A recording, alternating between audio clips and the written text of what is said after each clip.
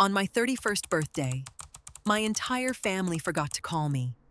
No text from my mother, no voicemail from my father, not even a lazy, happy birthday from my brother, Caleb.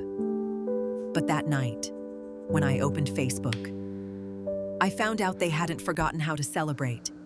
They were all at a country club, under gold balloons, throwing Caleb a party so expensive it looked like a wedding reception. Then my mother finally called me just before midnight. Not to say happy birthday, to ask me for $18,000. That was the moment something in me went quiet. Because a week later, I found the group chat I was never supposed to see. And by the time my family realized what I had done with my bonus, I was already standing on the dock of my own lake house in Michigan. They had spent years calling me the strong one, but they never imagined what would happen when I became strong enough to stop paying for a family that never remembered me. By the time I stepped out of the elevator, my birthday had less than 2 hours left. The hallway outside my Chicago apartment was quiet, except for the soft hum of the old lights above me. I stood there for a second with my laptop bag digging into my shoulder, my heels pinching my feet, and my phone screen glowing in my hand. No missed calls, no unread texts, not from my mother, not from my father, not from Caleb. 31 years old. And somehow I still checked. I hated that about myself. At work, my day had been almost perfect. I had saved the Belmont account after 3 weeks of crisis calls, rewritten a presentation overnight, and watched our CEO shake my hand in front of the entire strategy team. Outstanding work. Natalie, Mr. Alden Price had said, "You carried this one." Carried. That was the word everyone used for me. At home. My mother used a softer version. "You were always the strong one." It sounded like a compliment when I was little. It meant I didn't cry when Caleb got the bigger room. It meant I understood when my birthday dinner became his baseball banquet. It meant I smiled when my parents said, "Your brother needs us more right now." By 31, I finally understood what it really meant. Strong meant easy to ignore. I unlocked my apartment door and stepped inside. On the kitchen counter sat the little lemon cake I had bought that morning from the bakery near my office. It was barely bigger than my hand, with yellow frosting and my name written in blue icing. Happy birthday. Natalie. At least the girl at the bakery had spelled it right. I took off my blazer, kicked my heels under the counter, and opened my laptop because work was easier than silence. But Facebook was already open from lunch, and the first photo on my feed made my breath stop. There was Caleb, my younger brother, standing under a gold balloon arch at Willow Creek Country Club. His wife, Marissa, leaned against him in a red dress. My father had one proud hand on Caleb's shoulder. My mother stood on his other side, smiling like she had just watched him win an Olympic medal. Behind them hung a banner. "Congratulations, Caleb Ward, top producer of the year." The post had been uploaded 46 minutes ago, on my birthday. I clicked through the photos even though everyone hurt worse than the last. Champagne glasses, a 3-tier cake, my cousins, my aunts, even our old neighbors from Naperville. Everyone had been invited. Everyone except me. The caption under my mother's post read, "So proud of our son. The Ward family legacy continues." I stared at the word son until it blurred. My phone rang at 11:53 p.m. For one foolish second, my chest lifted. "Mom, Natalie." "Sweetheart," she said, bright and rushed. "I'm so glad you answered. Listen, your father and I are planning something special for Caleb next month. With his big year and the new office opening, we thought you could help with the reception. I closed my eyes. What kind of help? Well, you're so organized. Maybe the guest list, the catering, and a contribution. Nothing major. Around 18,000 should cover what's left. The microwave clock changed to 11:54. Mom, I said quietly, today was my birthday. Silence. Then a soft gasp, not of guilt, but inconvenience. Oh, honey. With Caleb's big night, it just slipped my mind. I looked at the little cake on my counter. Then I looked back at my laptop. Beneath the Facebook tab, a new email had arrived from payroll. Performance bonus approved $76,000. Under that, still open from last week, was a real estate listing I had saved and never dared to click twice. 2-bedroom lake house, Western Michigan, private dock, motivated seller. Something inside me went strangely calm. No, I said. My mother paused. No to what? To the reception, to the catering, to the 18,000. Her voice sharpened. Natalie, don't be dramatic. Family supports family. I looked at Caleb's gold balloons on the screen. No, I said again. Family remembers family. Then I hung up before my mother could remind me how strong I was supposed to be. 4 days after my birthday, my mother accidentally invited me into the truth. It happened at 8:12 on Monday morning while I was sitting in my office, trying to prepare for a client presentation I had already rewritten 3 times. My coffee had gone cold. The Chicago skyline stretched beyond the glass wall behind my desk, sharp and gray under a winter sky. Then my phone lit up. Diane Ward added you to Caleb office launch.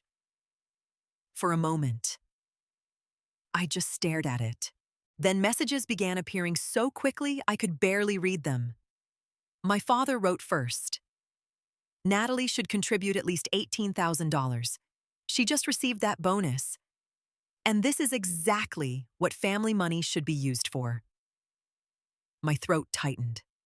Family money, not my money. Not the money I had earned after weeks of late nights, emergency calls, and saving an account that had almost walked away. Family money. My mother replied with a string of hearts. I agree. She's always been practical. She doesn't need much. Caleb has a real opportunity here.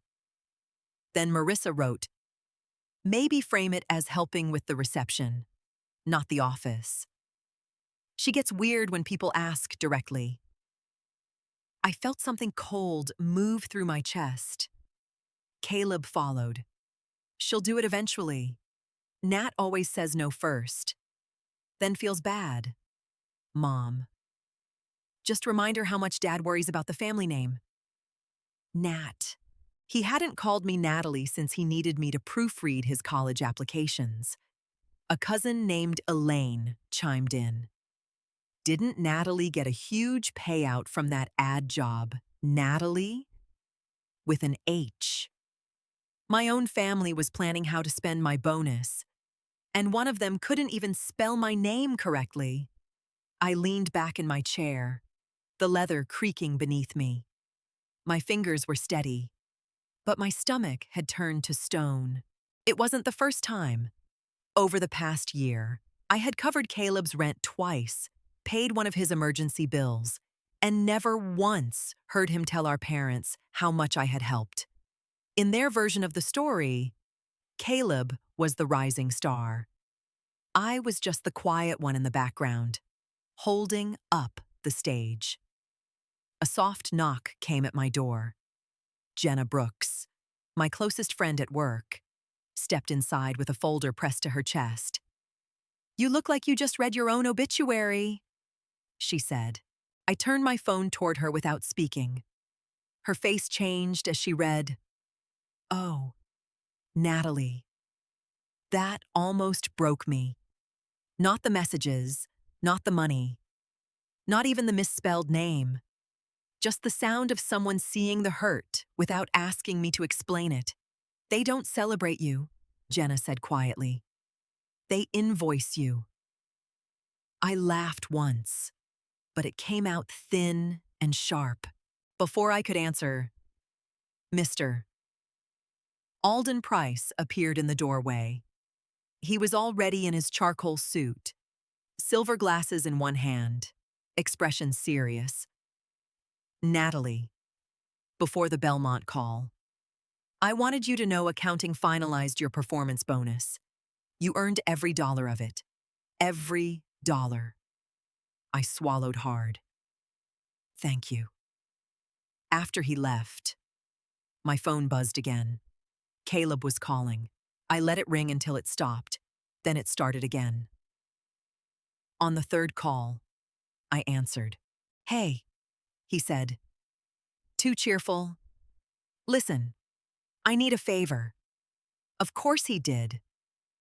There's a regional investor coming to the launch reception. You know people in branding. I need you to make it look polished. Mom said you were being emotional about the money thing, but I told her you'd come around. I looked at the group chat still open on my screen. Caleb, I said, keeping my voice calm. Did you know Mom added me to the chat silence? Then a nervous laugh. What chat? The lie landed softly, but it landed. The one where you all discuss my bonus. Another pause. Natalie, don't make this dramatic.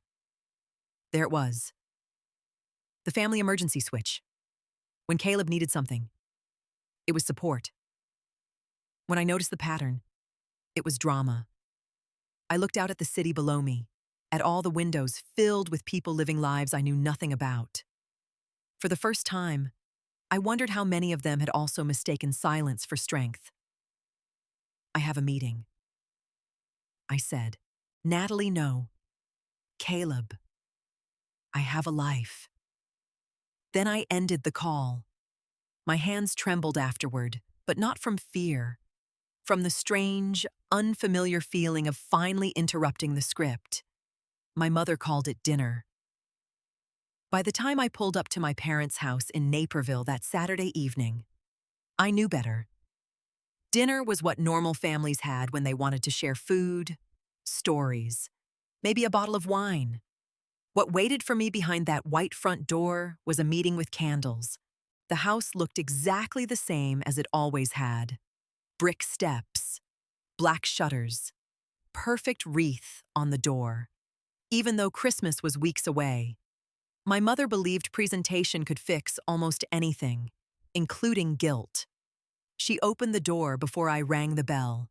Natalie, she said, pulling me into a hug that felt more like a performance than affection. Please, just be kind tonight. Your father has been very upset. Not happy, belated birthday. Not, I'm sorry. Just a warning. In the dining room, my father sat at the head of the table, already holding a glass of scotch. Caleb and Marissa were on the right side, close together, like a couple in a bank commercial. Marissa wore cream silk and the soft smile of a woman who had never once paid for the room she was standing in. Finally, Dad said, glancing at his watch. We were beginning to wonder if you were coming. I said 7. I replied, It's 6:59. His mouth tightened. My mother rushed toward the kitchen. Let's not start. We sat through 20 minutes of polite torture. Caleb talked about his new office space. Marissa described the marble reception desk she wanted. Dad kept saying things like when this family succeeds and our name still means something. Mom nodded at every sentence as if she were listening to a sermon. I cut a piece of chicken and tasted nothing. Then dessert arrived. My mother placed a chocolate cake in the center of the table, Caleb's favorite. Dad cleared his throat. Natalie, we need to discuss your contribution.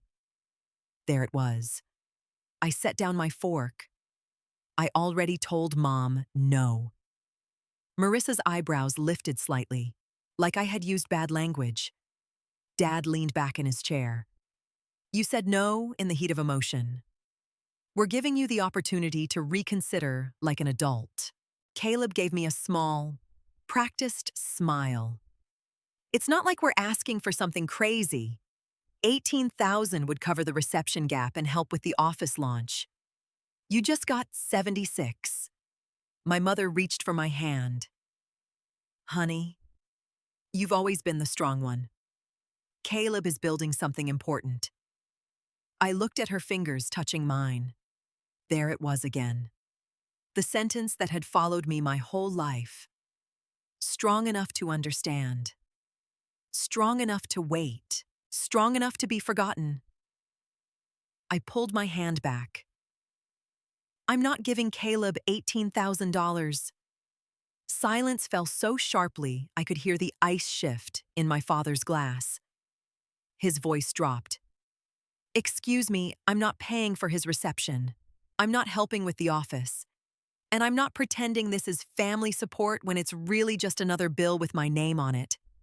Caleb's smile disappeared. You're jealous. I almost laughed. Of what? Of the attention? Marissa said softly. Natalie, it's obvious this birthday thing made you emotional. This birthday thing, I repeated. My mother's eyes filled instantly. Please don't make a scene. I'm not making a scene, I said. I'm answering a question. Dad put his glass down hard enough to make my mother flinch. You are 31 years old, sitting in my house, acting like a child because we missed one birthday. One I asked. No one answered, because everyone at that table knew it wasn't one. It became emotional, I said, looking at Marissa, when my birthday became less important than his table decorations. Caleb's face reddened. Dad stood. I will not tolerate disrespect in this house. Then we finally agree on something, I said, pushing back my chair, because neither will I. My mother started crying then, real tears or practiced ones. I couldn't tell anymore. Natalie, don't leave like this.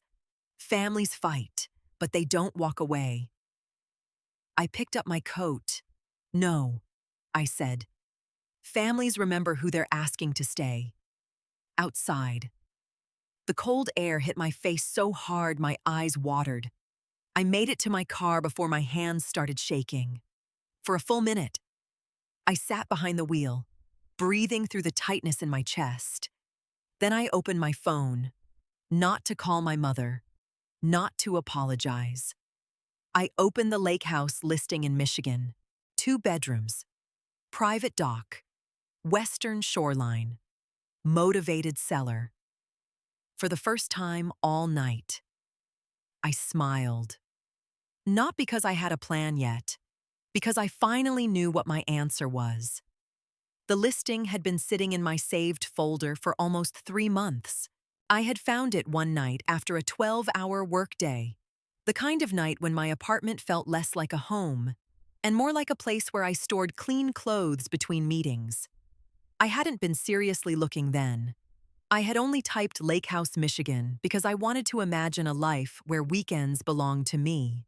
The house was 2 hours and 40 minutes from Chicago, tucked along a quiet stretch of western Michigan shoreline.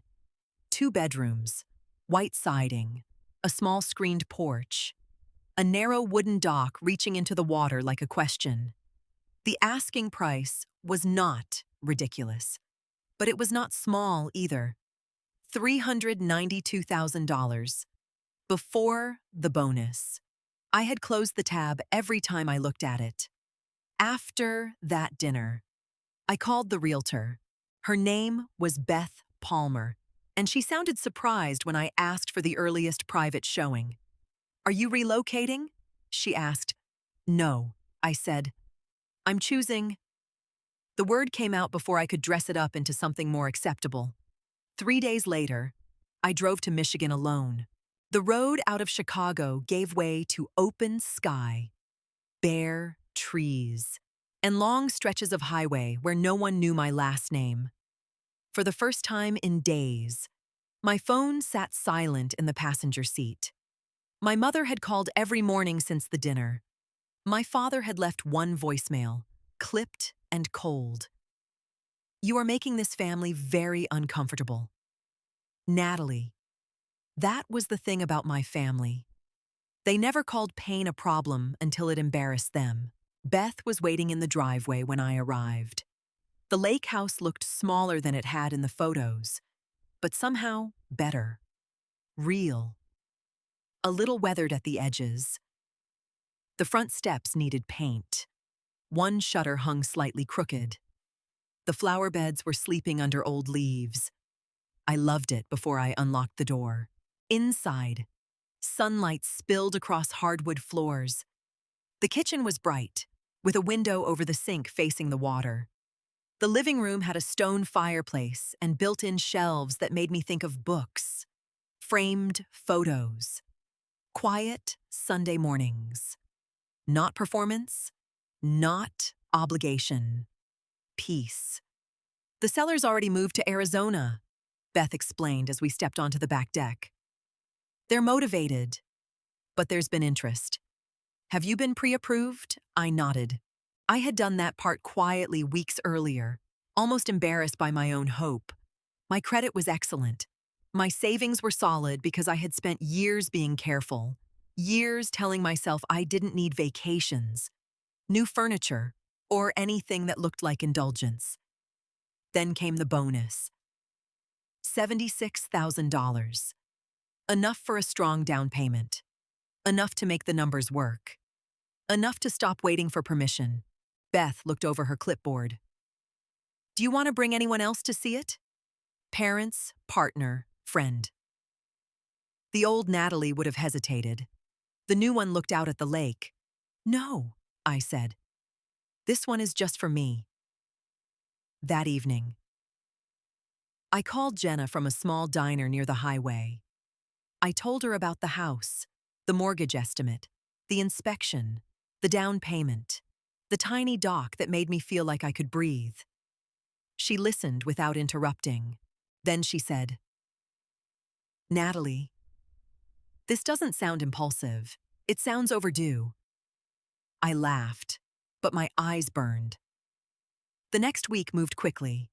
Inspection, counteroffer, bank documents, insurance quotes. My inbox filled with words that sounded terrifying and beautiful. Appraisal, escrow, closing date. My mother kept calling. Caleb sent one text. "Still waiting for you to stop punishing everyone." I didn't answer. On Friday afternoon, I sat across from a title officer in a quiet room that smelled like printer paper and coffee. I signed my name so many times my wrist ached. Natalie Ward, correctly spelled. On the final page, the title officer slid a small envelope across the table. "Congratulations," she said. "You're a homeowner." I drove straight to the lake house with the keys in my coat pocket. The sun was already dropping when I walked down to the dock. The water moved in soft, dark ribbons beneath the winter sky. Wind lifted my hair from my shoulders, cold enough to sting, clean enough to wake me up. I had spent 31 years being called strong by people who meant useful. For the first time, standing there alone, I wondered what strength could mean if it belonged only to me. Behind me, the house waited. Not a gift from anyone. Not a reward for being quiet. Mine. I waited 3 weeks before I posted the picture. Not because I was ashamed, because I wanted the house to feel like mine before anyone else tried to put their fingerprints on it.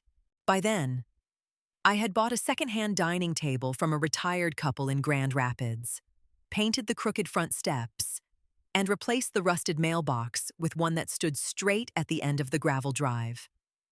Jenna helped me hang curtains in the living room. Mrs. Whitaker, my elderly neighbor from Chicago, mailed me a box of dish towels with tiny blue sailboats embroidered along the edges. The note inside said, "Every home needs something soft. I cried harder over those towels than I had over my mother forgetting my birthday. On Sunday morning, I made coffee in my new kitchen and carried the mug out to the back deck. The lake was still and silver under the early light. I stood barefoot on the cold boards, wrapped in a sweater, and took one simple photo. Nothing dramatic. Just me, holding coffee, with the water behind me. The caption took longer than the picture. Finally, I typed. Birthday gift to myself. Michigan weekends begin now. Then I posted it. For 27 minutes. Nothing happened. Jenna commented first. There she is. Proud of you. Mr. Price liked the photo. 2 co-workers wrote congratulations. Mrs. Whitaker sent a row of blue heart emojis, which made me smile because I knew she had probably asked her granddaughter how to do it. Then my mother called. I watched her name fill the screen. I let it ring. 30 seconds later, my father texted her, "Where did you get money for a lake house?" Not congratulations. Not, it looks beautiful. Not, are you happy? Just an audit. Caleb texted next. So you can buy a house, but you can't help your own brother. Wow. Marissa followed 3 minutes later. Natalie, this is going to hurt your parents. You should have talked to them first. That was when I understood what had really upset them. It wasn't the house. It was the fact that I had made a decision without asking permission. All my life, I had been allowed to succeed as long as my success remained useful to them. I could work late. I could earn bonuses. I could fix problems. I could be the strong one. But I was not supposed to choose myself in a way they couldn't control. By noon, my phone had become a tiny machine of panic. Mom left voicemails. Natalie, call me immediately. Your father is very confused. People are asking questions. You're making this look like we don't support you. That last one almost made me laugh. Not because it was funny, because it was honest in a way she hadn't intended. They weren't worried about what they had done. They were worried about how it looked. I turned my phone face down and went back inside. That afternoon, I hosted the smallest housewarming in the history of housewarmings. Jenna came with a basil plant and a bottle of red wine. 2 co-workers brought folding chairs and a basket of snacks. Mrs. Whitaker arrived last, driven by her niece, carrying a homemade quilt in shades of lake blue and pale gray. For the guest room, she said, pressing it into my arms. You didn't have to do this. She patted my hand. Dear, that is exactly why I wanted to. We ate soup from paper bowls because I didn't have enough real ones yet.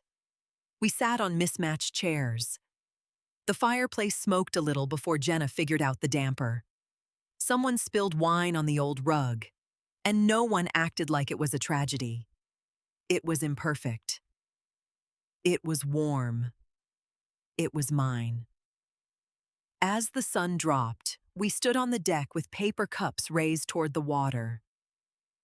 To Natalie, Jenna said. For finally buying a place where nobody gets to make her feel small. The others lifted their cups. I looked around at the faces turned toward me. No one wanted money. No one asked what I could do for them. No one called me dramatic for being hurt. They were simply happy I had something good. Later that night, after everyone left, I posted one more photo. The dining table, the quilt, the basil plant in the kitchen window. The caption was shorter this time. First dinner in the lake house. Thank you to the people who show up. My father called within 2 minutes. I didn't answer. Instead, I locked the back door, turned off the kitchen light, and stood in the quiet. For the first time, their silence felt less like punishment and more like peace. The family dinner was my father's idea. My mother called it a chance to clear the air, which was ward family language for everyone sitting around a table until I apologized for noticing what they had done. I almost didn't go. Then I looked at the small white box sitting on my kitchen table at the lake house. Inside, it was not everything, just enough. A printed copy of the group chat, a few photos from Caleb's birthday parties over the years, a folded page from an old journal I had kept when I was 12, and a one-page list I had typed myself, simple and factual, of every time I had helped Caleb in the past 18 months. No more than that. I didn't want to bury them under evidence. I wanted them to have no place to look away. When I arrived at my parents' house, my mother met me at the door with red eyes and perfect lipstick. "Natalie," she whispered, as if I were returning from war instead of Michigan. "Please don't make tonight harder than it needs to be." I looked past her into the foyer. Dad stood near the dining room, arms crossed. Caleb was behind him, jaw tight. Marissa sat on the sofa scrolling her phone, pretending not to watch me. "I'm not here to make it hard," I said. "I'm here to make it clear." No one answered. Dinner was already on the table, but no one touched much of it. My father tried to begin with small talk about the market. My mother asked if the lake house had heating, as though she hoped it didn't. Caleb stared at his plate. Finally, Dad set down his fork. "This has gone far enough," he said. "The posts, the silence, the way you've embarrassed your mother. People at church are asking why we didn't know about your house." I almost smiled. "There it is," I said. His eyes narrowed. "There, what is the real problem? People asking questions." My mother pressed a napkin to her mouth. "Natalie, we have always supported you." I placed the white box in the center of the table. "Then this should be easy to explain." Marissa sighed. "Is this really necessary?" "Yes," I said. "Because every time I tell the truth, someone in this family calls it drama." I opened the box and took out the photos first. Caleb at 10, standing beside a baseball-shaped cake. Caleb at 16, holding truck keys with a red bow on them. Caleb at 21, surrounded by cousins at a restaurant I recognized because my parents had told me that year they were too tired to come downtown for my birthday dinner. I laid the photos in a neat row. No one forgot how to celebrate.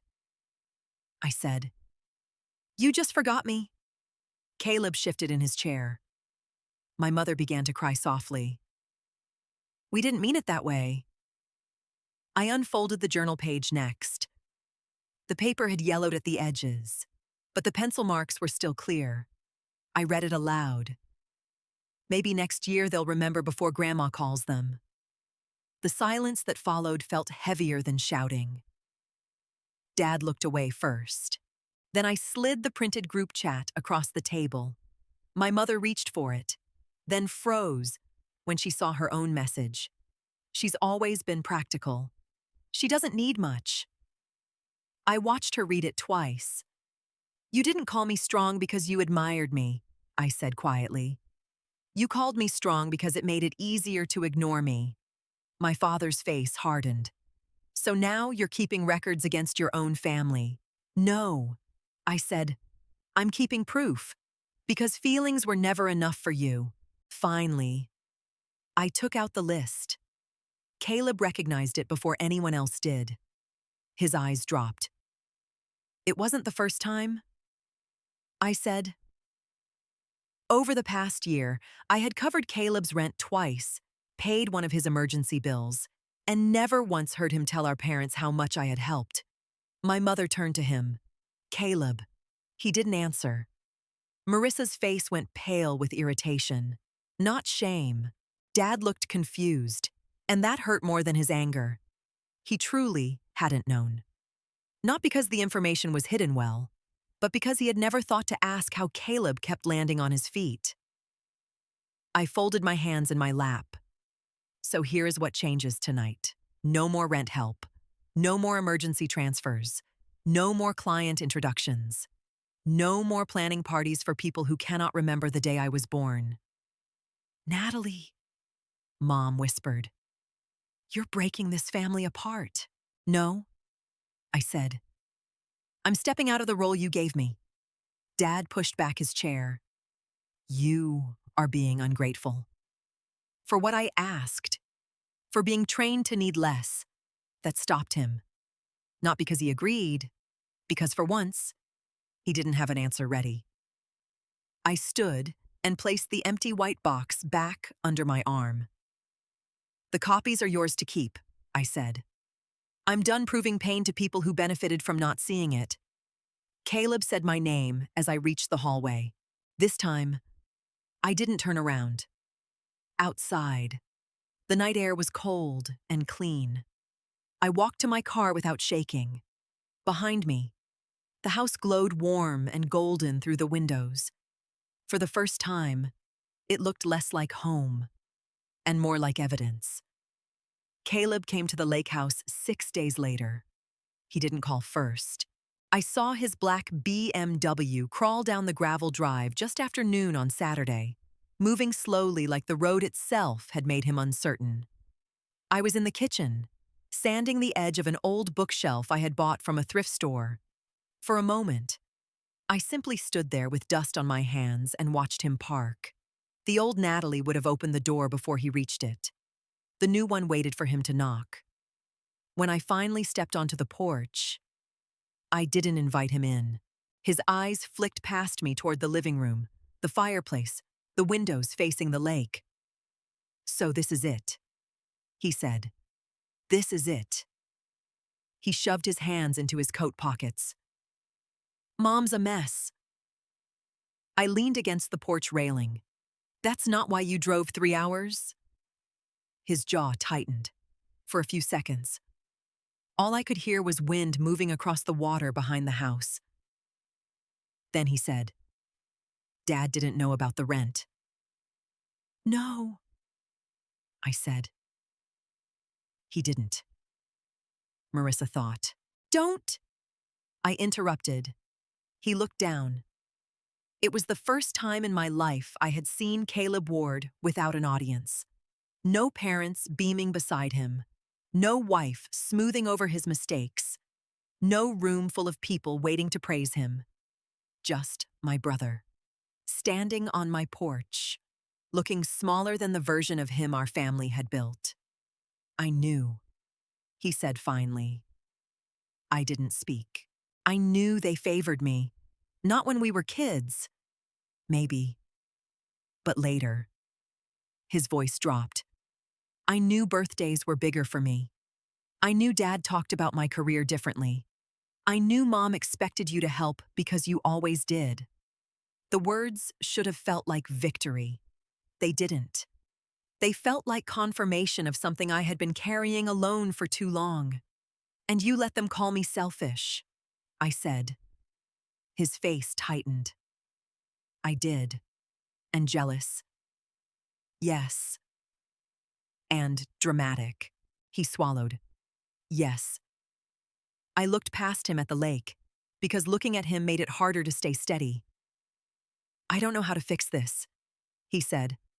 That's not my job anymore. He nodded slowly, like the sentence had landed somewhere real. I'm sorry. Natalie. It was not enough, but it was the first honest thing he had said to me in years. I folded my arms. Here are the rules.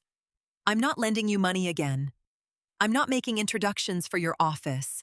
I'm not planning receptions, smoothing over Mom's feelings, or sitting through dinners designed to make me apologize. He didn't argue.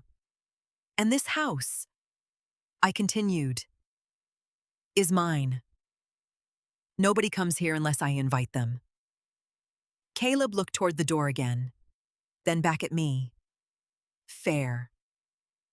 I almost smiled at how strange that word sounded between us.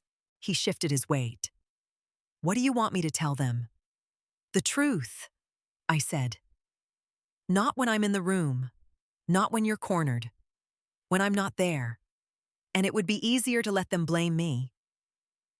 His eyes lowered. That's where you start. He stayed for another minute, maybe two. Then he walked back to his car without asking for a tour. As his BMW disappeared between the bare trees, I expected to feel sad. Instead, I felt space. Not empty space. Breathing space. For the first time, losing my place in the family didn't feel like losing myself. It felt like finally getting myself back. 1 year later, I turned 32 on the back deck of my lake house. The morning opened soft and blue, with sunlight spreading across the water like someone had poured gold over the lake. I stood barefoot in the kitchen, wearing a cotton dress and frosting a lemon cake that leaned slightly to the left. It was not bakery perfect.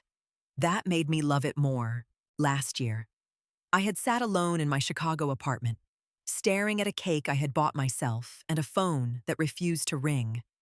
This year, the house was already alive before noon. Jenna arrived first with flowers and a paper crown she insisted I wear. "Birthday queen," she said, placing it on my head. "It's crooked. So was your first fireplace fire, and we survived that." Mrs. Whitaker came next, holding a covered dish and moving carefully up the porch steps with her niece beside her. She kissed my cheek and looked around the room like she was inspecting a miracle. "It suits you," she said. "What does the piece?" By 2 o'clock, my deck was full of people who had chosen to be there. Co-workers, neighbors, 2 friends from a pottery class I had started taking in the spring. People who brought small gifts, bad jokes, extra ice, and no expectations. No one asked me for money. No one asked me to fix a guest list. No one told me I was too sensitive. We ate grilled chicken and corn from paper plates. Someone opened wine. Jenna lit 32 candles on the lemon cake. And everyone laughed when the wind blew out 3 before I could even make a wish. My phone buzzed on the table. For a second, the old tightness returned. Then I looked. "Caleb, happy birthday. Natalie. I hope today is yours." I stared at the message for a long moment. Not perfect, but truthful enough to let in. A few minutes later, another notification appeared. My mother had sent a photo of a small bakery box sitting on her kitchen counter. The card beside it said, "Happy birthday, Natalie." No missing letters. No nickname. No request attached. Under the photo, she wrote, "I know this does not fix anything. I just wanted to remember on time." I did not cry. I also did not answer right away. That was the new part of me. I no longer treated every small apology like an emergency I had to rescue. Near sunset, when the party had softened into quiet conversations and empty plates, my father texted, "Happy birthday, Natalie." Just 3 words. From him. That was almost a speech. I placed the phone face down and walked to the dock with my slice of cake. Behind me, the lake house glowed with warm windows and laughter. Ahead of me, the water moved gently against the posts, steady and unbothered. For most of my life, I thought being loved meant waiting to be chosen, waiting for the call, waiting for the apology, waiting for my family to finally look across the room and see me. But that year, I learned something quieter. Sometimes the life that saves you is not the one where everyone comes back and says the perfect thing. Sometimes it is the one where you stop standing outside your own happiness, asking for permission to enter. I lifted my fork and took a bite of lemon cake. Too sweet. A little uneven. Mine.